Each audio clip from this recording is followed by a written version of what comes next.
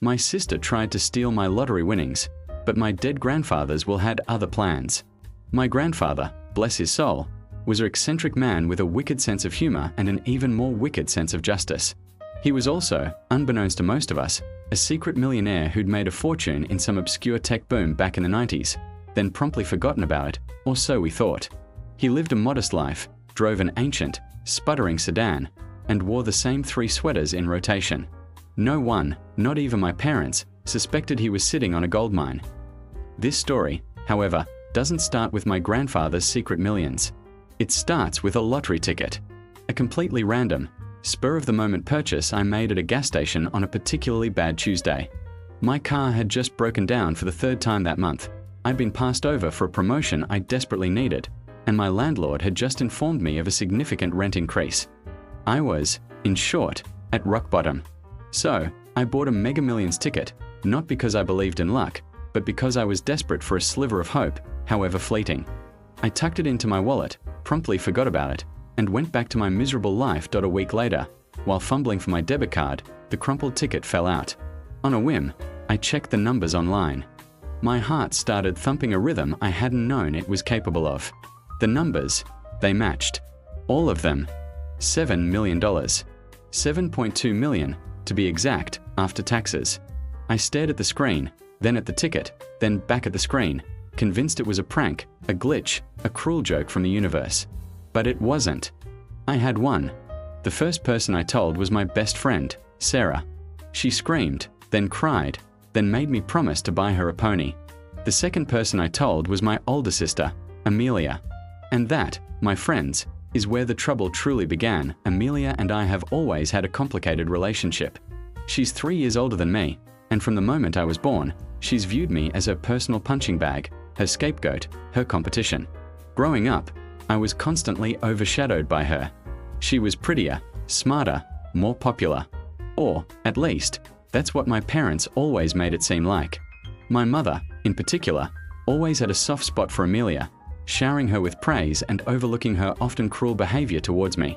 My father, bless his heart, tried to be fair, but even he fell prey to Amelia's charm and manipulative tactics. When I told Amelia about the lottery win, I expected a degree of jealousy, perhaps even a thinly veiled attempt to get some money out of me. What I didn't expect was the full-blown, unhinged entitlement that erupted from her. Her initial reaction was a fake, saccharine smile and a hug that felt more like a chokehold. "Oh, my darling sister. I'm so incredibly happy for you," she gushed, her eyes, however, betraying a predatory glint. The gushing quickly turned into demands. Within an hour of me telling her, she was already outlining how our money would be spent. "First, we need to get you a proper car, something befitting a millionaire," she declared, completely ignoring the fact that I actually liked my old car and was planning on buying a sensible, reliable one, not a luxury vehicle. Then, of course, a new wardrobe. You can't be seen in those rags anymore. And my kitchen desperately needs remodeling. I mean, it's practically falling apart, and you wouldn't want your poor sister living in squalor, would you? I tried to interject, to explain that this was my money, that I had plans, that I wanted to be responsible and invest it wisely. But Amelia wasn't listening.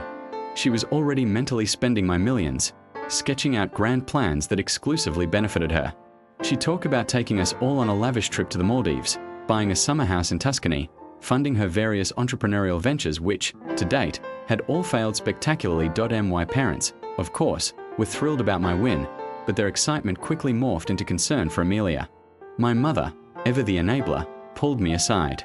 "Sweetheart, your sister has always had a difficult time.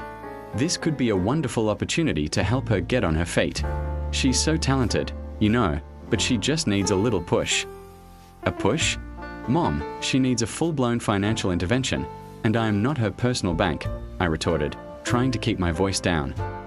"Don't be selfish," my mother hissed, her eyes narrowing. "Family helps family. And besides, you have so much now.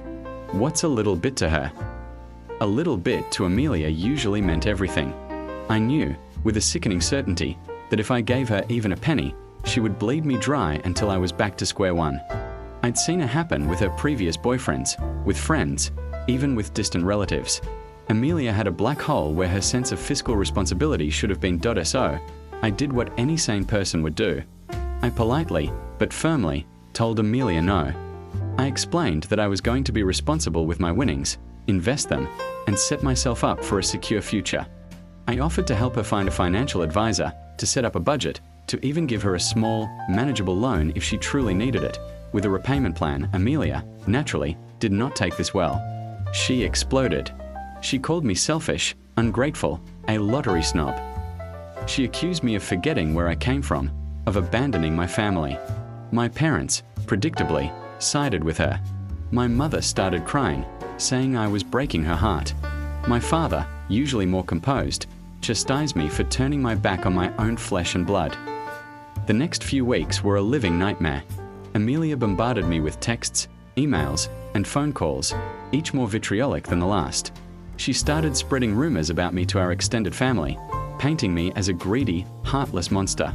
My cousins, aunts, and uncles, swayed by Amelia's dramatic flair, started sending me passive-aggressive messages, hinting that I should share my blessings.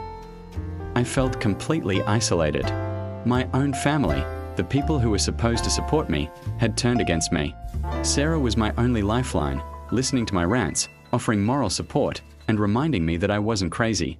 Then, things escalated. Amelia, in a fit of pique, started showing up at my apartment unannounced, demanding to be let in, demanding money. I had to threaten to call the police to get her to leave. It was clear she wasn't going to stop. I needed a way to make her back off, to prove to my family that I wasn't obligated to bankroll her destructive lifestyle. That's when I remembered my grandfather. My grandfather, Albert, had passed away about 6 months before my lottery win. His will, a surprisingly detailed document for a man who seemed to live off of instant coffee and stale crackers, had been read by our family lawyer a few weeks after his funeral. It was a rather unremarkable affair.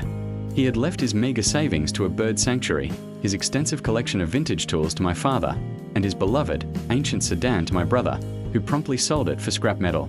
To Amelia and me, he had left nothing but a sternly worded letter about the importance of hard work and fiscal responsibility. At the time, we'd all laughed, chalking it up to his quirky sense of humor. But there was one clause in the will that had always puzzled me, a seemingly innocuous detail that the lawyer had skimmed over. It stated that in the event of any significant, unexpected financial windfall befalling any of my grandchildren, beyond the normal course of their expected income, the terms of this will shall be revisited, and a specific addendum regarding said windfall will be enacted, to be held in trust by my appointed executor until such a time as deemed appropriate. At the time, I thought it was just more of my grandfather's eccentricity. A significant, unexpected financial windfall? Who even talks like that? Now, however, it clicked. My lottery win. This had to be what he was talking about. I immediately called the family lawyer, Mr. Henderson, who had handled my grandfather's estate. I explained the situation with Amelia, and then tentatively brought up the clause in the will.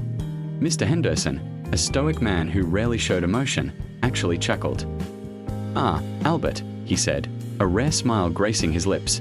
He always did have a knack for anticipating future drama. "Yes, dear, that clause is very real, and it specifically applies to a scenario like yours." He then proceeded to drop a bombshell. My grandfather, it turned out, had not only been a secret millionaire, but he had also anticipated my lottery win. Or rather, he had anticipated that one of his grandchildren would experience a significant financial windfall, and he had put measures in place to prevent exactly the kind of predatory behavior Amelia was exhibiting. "Your grandfather, God rest his soul, was a very shrewd man," Mr. Henderson explained. "He observed your sister's proclivities for many years. He also had a deep affection for you, and a keen sense that you would be the one to inherit his independent spirit, if not his fortune, directly." He went on to explain that my grandfather had established a trust, holding the bulk of his actual fortune, a staggering $20 million, specifically for me. But there was a catch. The trust would only be activated if I experienced a significant, unexpected financial windfall, and if, crucially, any family member attempted to exploit that windfall for their own gain. The executor of the trust, a seemingly random university professor who had been a dear friend of my grandfather's, was to determine if those conditions had been met. And, according to Mr. Henderson, with Amelia's recent behavior, those conditions had absolutely been met. The addendum to the will, which Mr. Henderson had been instructed to keep sealed until the appropriate time, stated that if I, his granddaughter, experienced such a windfall and was subsequently targeted by family members, specifically Amelia, then the entire trust, along with my lottery winnings, would be placed under my sole control, with a clear provision that no funds from the trust could ever be directly transferred to Amelia or used to support her financially, unless she met a stringent set of conditions, including financial literacy courses, steady employment for 5 years, and a written apology to me detailing her manipulative actions. It was a masterpiece of legal protection and karmic justice. The best part? My grandfather had stipulated that the revelation of this trust, and the reasoning behind it, had to be announced at a formal family gathering, with all key family members present. He wanted everyone to know exactly why he had done what he had done. So, a week later, Mr. Henderson called a mandatory family meeting. My parents, Amelia, my brother, and various aunts and uncles were all there, buzzing with speculation. Amelia, of course, assumed it was about my lottery winnings, probably thinking that Mr. Henderson was going to admonish me for not sharing. She wore a smug, self-satisfied grin, clearly enjoying the drama she thought was about to unfold. Mr. Henderson, with his usual gravitas, began by stating that a previously sealed addendum to my grandfather's will needed to be read. The air in the room grew thick with anticipation. My parents looked bewildered. Amelia looked triumphant. I, however, felt a strange sense of calm, knowing what was coming. Mr. Henderson then proceeded to read the addendum, detailing my grandfather's foresight regarding a significant, unexpected financial windfall and the predatory behavior of certain family members. He then, with a dramatic pause, announced the existence of the $20 million trust and that it was being released to me, effectively combining with my lottery winnings, bringing my total net worth to nearly $28 million. The silence in the room was deafening. My parents' jaws dropped. My brother choked on his coffee. And Amelia's face went from smug triumph to utter horror. Her eyes darted from Mr. Henderson to me, then back to Mr. Henderson, as if she couldn't comprehend what she was hearing. Then came the kicker. Mr. Henderson read the specific clause preventing Amelia from accessing any of the funds unless she met the incredibly strict conditions. He elaborated on my grandfather's reasoning, quoting his personal letters which detailed Amelia's long history of financial exploitation and manipulative behavior. My grandfather, it turned out, had been observing her for years, documenting her various schemes and failures, and had deliberately set up his will to protect me from her. Should I ever come into money, the color drained from Amelia's face. She looked like she'd been slapped. My mother started to cry, but this time, it wasn't for Amelia. It was for the sheer embarrassment of it all, for being publicly exposed as an enabler, for seeing her perfect daughter's true nature laid bare. My father, surprisingly, looked at me with a newfound respect, a flicker of pride in his eyes that I hadn't seen in years. Amelia, unable to contain herself, finally shrieked, "This isn't fair. He always favored her. This is an outrage." Mr. Henderson calmly produced another document. "Your grandfather also left a personal note for you, Amelia." He then read a short, scathing letter from my grandfather, essentially telling Amelia that her entitlement and selfishness were her own undoing, and that true wealth came from hard work and integrity, not from preying on others. He ended the letter with, "Consider this your wake-up call, Amelia, or perhaps your final lesson." Amelia stormed out of the meeting, humiliated and furious. My mother tried to follow her, but my father, for the first time in my life, stopped her. He turned to me, his eyes full of regret. I'm so sorry, sweetheart," he whispered. "We should have seen it. We should have protected you." The aftermath of that meeting was profound. Amelia refused to speak to anyone for weeks. She eventually sent me a text, accusing me of ruining her life and scheming with a dead man. I didn't respond. My parents, to their credit, slowly started to come around. My mother, after much soul-searching, admitted that she had enabled Amelia for far too long, blinded by a desire for her to succeed. My father, who had always been more pragmatic, took a more active role in supporting me and distancing himself from Amelia's drama. I used my lottery winnings and my grandfather's trust wisely. I invested in real estate, started a small business, and finally bought myself a sensible, reliable car, though I did treat myself to a luxury vacation with Sarah first, complete with a ridiculously expensive pony ride. I'm still careful with my money, always remembering my grandfather's lessons about fiscal responsibility. Amelia, to my knowledge, has not met any of the conditions to access the trust. She's bounced between various failed ventures, perpetually broke and perpetually blaming everyone but herself. My parents still try to help her, but they've drawn a firm line. No financial assistance, only emotional support if she asks for it. And she rarely,